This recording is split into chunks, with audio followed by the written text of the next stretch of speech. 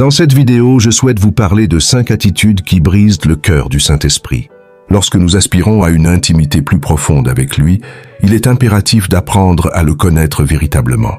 Le Saint-Esprit n'est pas une simple puissance ou une force impersonnelle. Il est une personne divine, dotée d'intelligence, de volonté et d'émotion. En tant que Dieu, il peut être attristé par nos comportements. Ainsi, au cours de notre marche spirituelle, si nous désirons progresser dans notre relation avec le Seigneur, nous devons veiller à ne pas l'attrister. 1. Le péché attriste le Saint-Esprit. Le premier élément, sans doute le plus évident, est le péché. L'apôtre Paul nous exhorte dans Éphésiens 4, 30.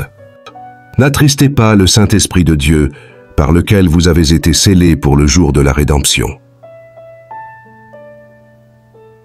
Cette parole nous enseigne que notre manière de vivre peut causer de la peine au Saint-Esprit.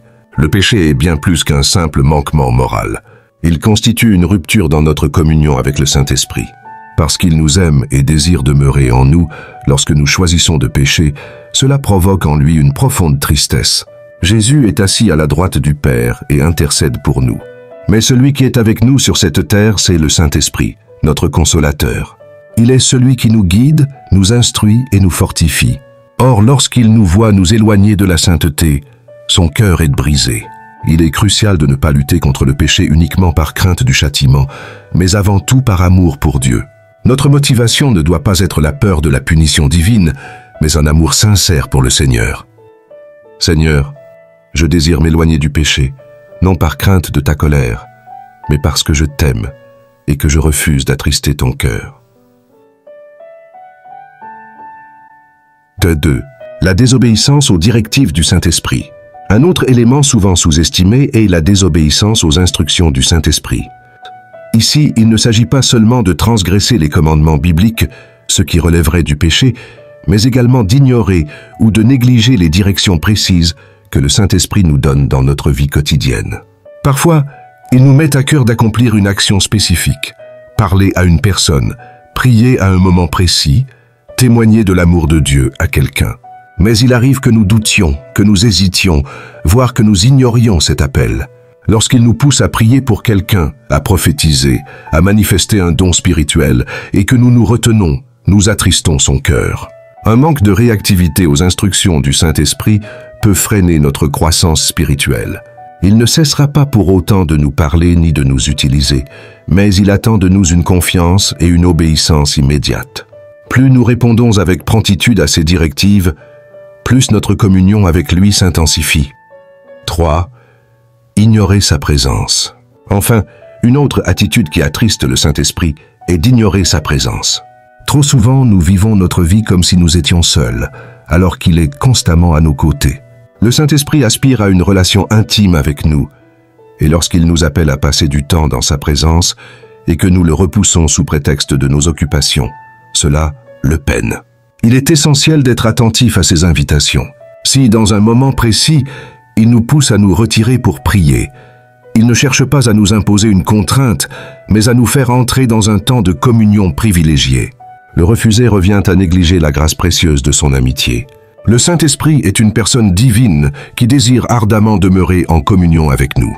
Nos actions et nos choix ont un impact direct sur notre relation avec lui. Si nous aspirons à grandir spirituellement, nous devons apprendre à fuir le péché, à obéir promptement à ses directives et à ne jamais ignorer sa présence. Prenons aujourd'hui la résolution d'être sensibles à sa voix, de marcher dans l'obéissance et de cultiver une relation d'amour sincère avec lui.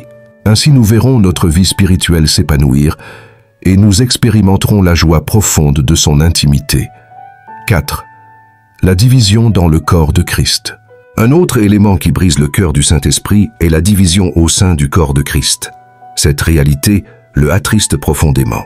Bien sûr, il existe des circonstances où une séparation peut être justifiée, notamment en cas de péché non repenti ou d'hérésie manifeste, lorsqu'une doctrine s'éloigne clairement de la parole de Dieu.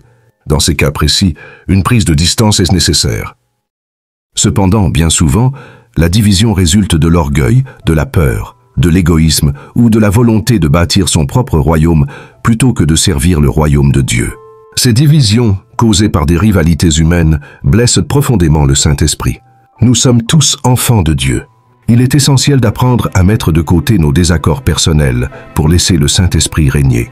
Ce qui doit primer, c'est notre unité en Christ. Jésus-Christ est notre dénominateur commun. Et c'est en lui que nous trouvons notre véritable identité. Depuis de nombreuses années, j'ai cette image dans mon cœur. Le peuple de Dieu, y compris les différentes dénominations et courants chrétiens, est semblable au peuple d'Israël. Israël était composé de 12 tribus, toutes distinctes, avec des promesses et des territoires spécifiques, mais elles faisaient toutes partie du même peuple élu. De la même manière, chaque courant et chaque église sont comme des tribus au sein du peuple de Dieu. Aucune tribu d'Israël ne pouvait prétendre être plus Israël que les autres. De même, aucune dénomination ne peut affirmer être plus l'Église que les autres. Malheureusement, certains adoptent cette attitude sectaire, pensant détenir la vérité absolue au détriment des autres, et cela attriste profondément le cœur de Dieu. L'unité est essentielle car c'est ensemble que nous formons le corps de Christ. 5. Le manque de foi. Le dernier point que je souhaite aborder est le manque de foi, qui constitue un véritable frein dans notre relation avec le Saint-Esprit. La parole de Dieu nous enseigne. Or, sans la foi, il est impossible de lui être agréable, car il faut que celui qui s'approche de Dieu croit que Dieu existe et qu'il est le rémunérateur de ceux qui le cherchent. Hébreux 11, 6. Le manque de foi attriste le Saint-Esprit, car cela revient à ne pas lui faire confiance. Lorsque nous voulons aller plus loin avec Dieu, le Saint-Esprit nous pousse à nous abandonner davantage à lui. Il nous amène à faire des pas de foi, à avancer même lorsque nous ne comprenons pas tout. Il nous invite à chercher sa présence avec persévérance, à désirer ardemment une intimité profonde avec lui. Si nous manquons de foi, nous hésitons, nous doutons, et nous risquons de passer à côté de ce qu'il désire accomplir en nous et à travers nous. Il souhaite nous conduire plus loin, nous révéler des choses profondes, mais encore faut-il que nous ayons foi en lui et que nous répondions à son appel avec obéissance. Bien-aimé, sache que le Saint-Esprit désire ardemment une relation intime avec toi. Il t'aime d'un amour infini et aspire à une communion constante avec toi. Peut-être que, sans t'en rendre compte, tu as attristé son cœur en l'ignorant, en participant à des divisions inutiles ou en manquant de foi. Mais sache qu'il est toujours prêt à te recevoir et à restaurer cette relation avec toi. Je vais maintenant prier pour toi. Seigneur Saint-Esprit, je te prie pour chaque personne qui lit ces lignes. Viens parler à leur cœur, viens illuminer leur esprit. Que ta présence devienne une réalité tangible dans leur vie. Seigneur, intensifie ta présence en eux. Crée en eux une soif et une faim de toi. Remplis-les de ton amour et de ta paix. Que toute barrière, toute résistance, toute crainte disparaissent et que leur cœur soit entièrement tourné vers toi. Je te loue et te rends gloire pour l'œuvre que tu fais en eux, au nom puissant de Jésus. Amen. Que Dieu vous bénisse abondamment. Amen.